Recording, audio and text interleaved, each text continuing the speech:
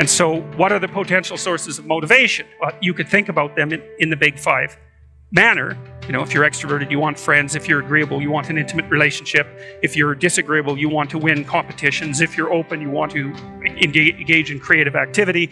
If you're high in neuroticism, you want security. Okay, so those are all sources of potential motivation that you could draw on, that you could tailor to your own, your own personality.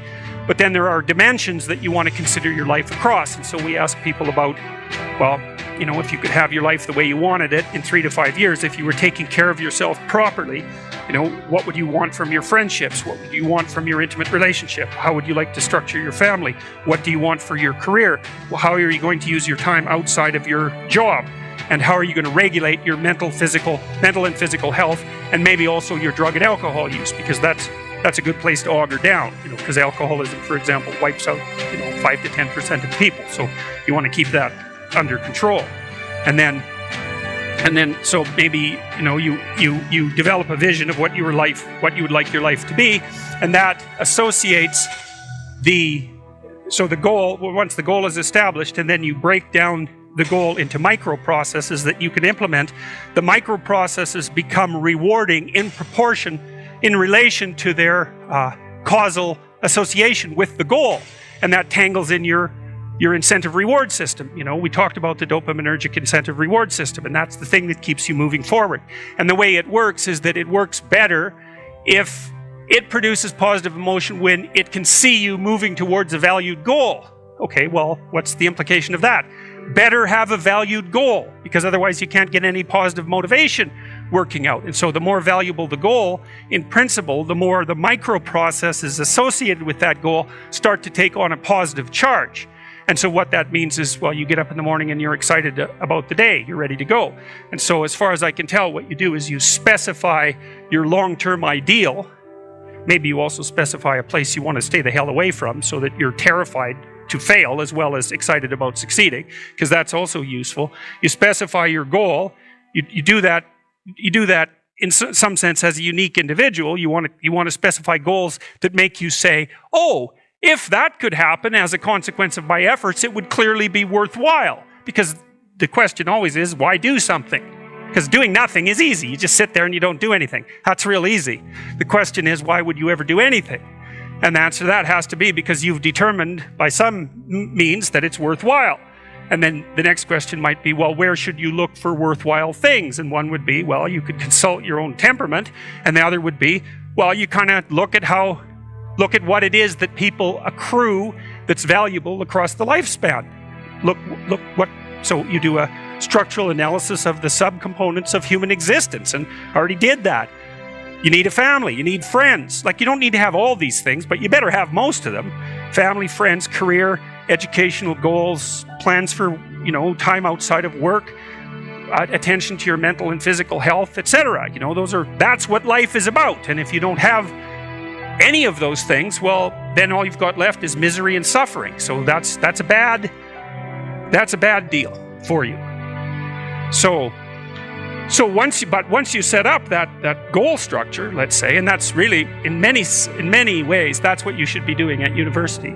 That's exactly what you should be doing, is trying to figure out who it is that you're trying to be, right? And you aim at that, and then you use everything you learn as a means of building that person that you want to be. And I really mean want to be. I don't mean should be, even those things are going to overlap. And it's important to distinguish between those, because that's partly, and this is back down to the micro routine analysis. So if I was saying, well, you're going to try to make yourself more industrious. Okay, number one, specify your damn goals, because how are you going to hit something if you don't know what it is? That isn't going to happen. And often people won't specify their goals too, because they don't like to specify conditions for failure. So if you keep yourself all vague and foggy, which is real easy, because that's just a matter of not doing as well, then you don't know when you fail. And people might say, well, I really don't want to know when I fail because that's painful. So I'll keep myself blind about when I fail. That's fine, except you'll fail all the time then. You just won't know it until you've failed so badly that you're done. And that can easily happen by the time you're 40. So I would recommend that you don't let that happen. So that's willful blindness, right? You could have known, but you chose not to. Okay, so once you get your goal structure set up, you think, okay, if I could have this life, looks like that might be worth living, despite the fact that it's going to be, anxiety provoking and threatening, and there's going to be some suffering and loss involved and all of that, obviously. The goal is to have a vision for your life such that, all things considered, that justifies your effort. Okay, so then what do? Well, then you turn down to the micro routines. It's like, okay, well, this is what I'm aiming for.